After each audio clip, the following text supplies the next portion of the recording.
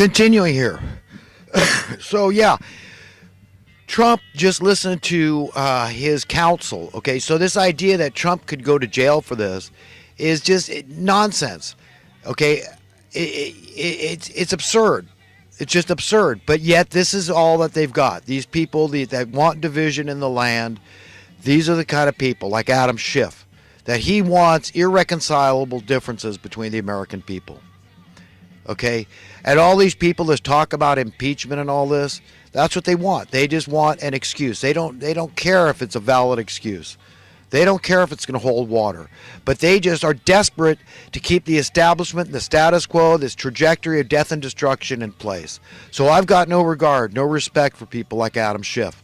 And I do. I think that if his family, his loved ones, want to do him a favor, they ought to insist on a 72-hour psychiatric hold and make sure this guy's okay, that he's getting enough sleep so he doesn't go insane, because we all know that's the end result of not getting enough sleep. But if you look at this guy's eyes, there's something troubling him very deeply. And it's a lot more than Trump paying these women to not talk, okay? Because he didn't want his wife to find out and be embarrassed by it all. Because he knew this was the time they would come out and say something. Then they had motivation. Then they had incentive. Because then, hey, somebody says, hey, this Trump, I heard a rumor and this and that. And so there's a lot of money involved. We'll pay you a lot of money. But no, I mean, we're not going to talk about that. And Stormy Daniels, one of these two women, she just got she hit with a $300,000 almost lawsuit that she lost against Trump. I mean, it's legal to pay people to shut up. Okay, it doesn't mean they will. Of course, we've all seen that. They're not going to jail. This was a private deal that they were supposed to, your word, right, is your deed. I mean, this is supposed to be something. So this is what Trump wouldn't have bothered if she didn't think that these women would shut their beaks. But, of course, they yap because they got paid to yap. What motivation? What else why would they do this? Why would they do it? But knowing that their attorney, their counsel, is going to tell them, well, you're not going to make any money. He paid you the money to shut up. So, if anything, he might sue you for opening your trap after he paid you this hush money. You understand? It doesn't. But is the mainstream media trying to sort that out and help you to understand that in that way? No, they're not doing anything. They're saying, impeach. Oh, Trump's going to jail after his office. Or he ought to just quit. I mean, he could take the easy way out. It's just, God, these people make me sick, man. God help them. I talk about work and how this is an instinct we have. I believe that with every fiber of my being. I think in Mark Twain's Tom Sawyer, what was it, the fence painting incident, right? Where, he tricked his friends. Hey, this is fun, man, paint the fence. So, yeah, well, actually, there's a basis because Mark Twain, in all likelihood, knew the teachings of King Solomon. And he already knew that it actually was, according to King Solomon, the most gratifying way we could ever spend our lives is in service to each other. Okay, work. Just using our hands and going out there and doing stuff for other people. That at the end of our days, we're going to be very glad that we did that we weren't sedentary and lazy slobs. Okay, King Solomon knew it. He wasn't just saying that to keep his subjects in line. Okay, this is an observation he made. He could see that this was the way it was, that the happiest people out there, the most fulfilled people out there were serving each other. Why? Where do you think all this volunteerism comes from, this spirit of volunteerism? It's the same source, the same instinct. So tell me how the system's going to break down if we did have a basic income. You understand? When it's fun, it literally is the funnest way we could spend our time is in doing things for other people. When we make other people happy, we please other people, okay, that's where we organically, naturally derive our own enjoyment. You understand? That gives us satisfaction and peace of mind and gratification and fulfillment. You understand? So, yeah, the system can't break down. If everybody on the face of the earth was prosperous, I don't think that's a radical statement at all. Not in the least way. Okay?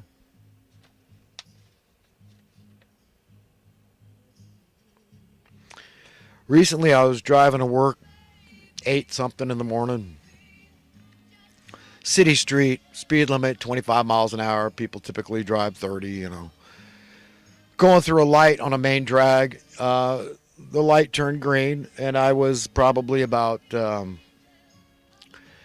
maybe 100 feet away from the intersection. And I had full power, full steam, and it had been green for several seconds.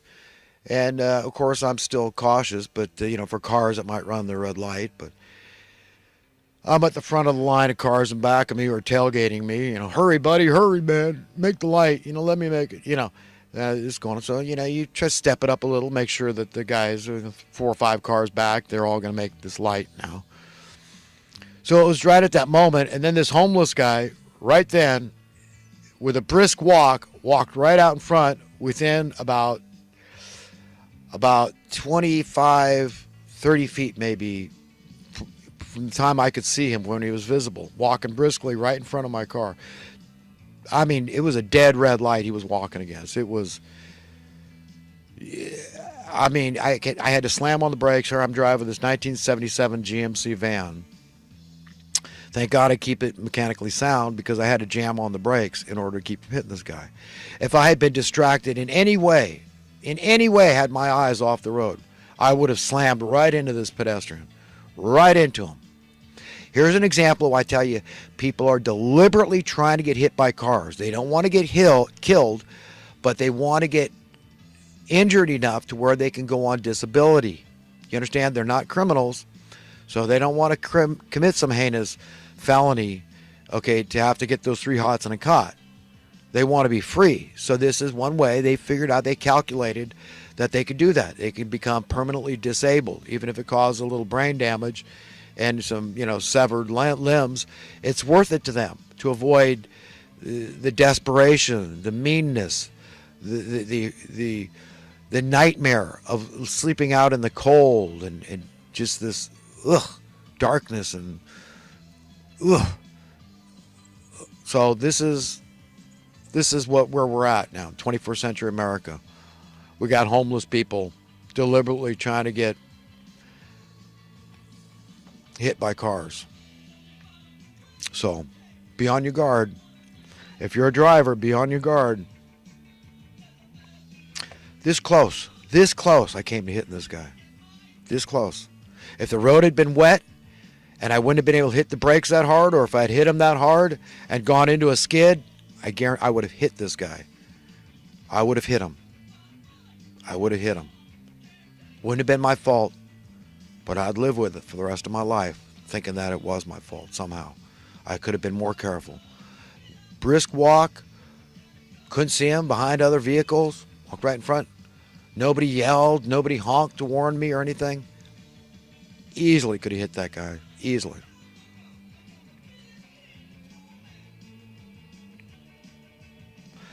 The media put out this brief blurb, not just a blurb, but a brief blurb about a Russian spy that was infiltrating some conservative groups like the NRA and stuff.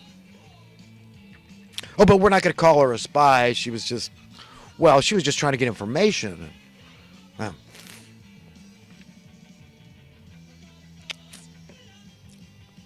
No, the Justice Department now is gotten totally biased and divisive, and they're useless pustules now. I don't like Mueller. I don't like Comey.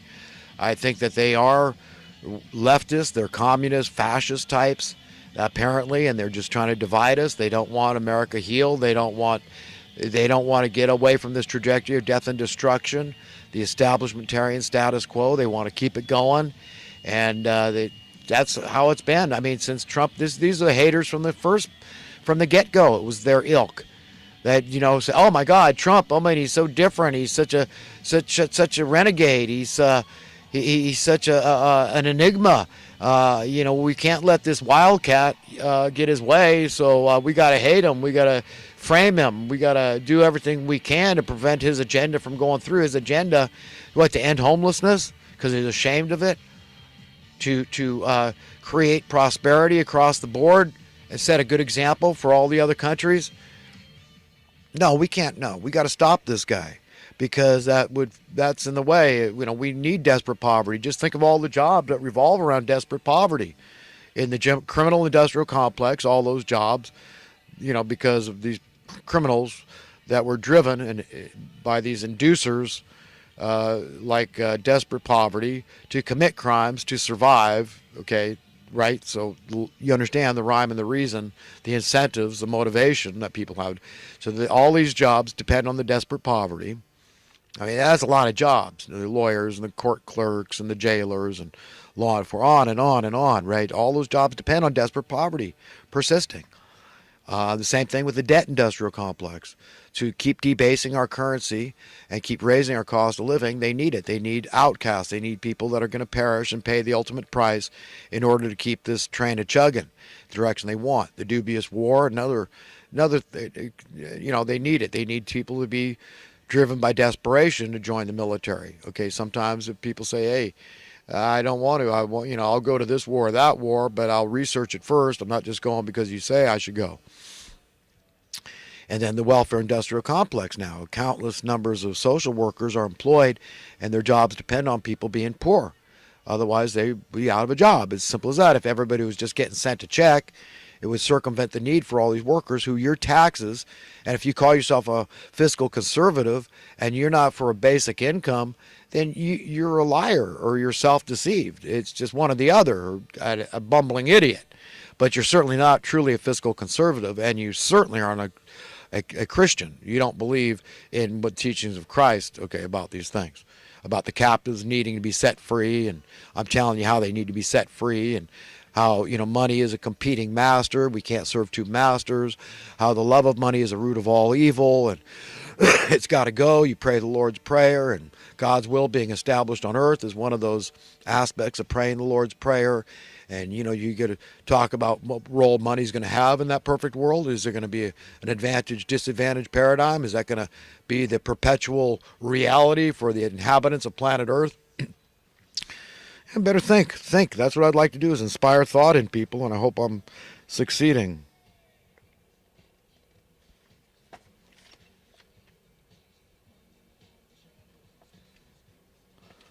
I was talking about earthquakes. We're going to need a big earthquake, and maybe enough to break California off into an island.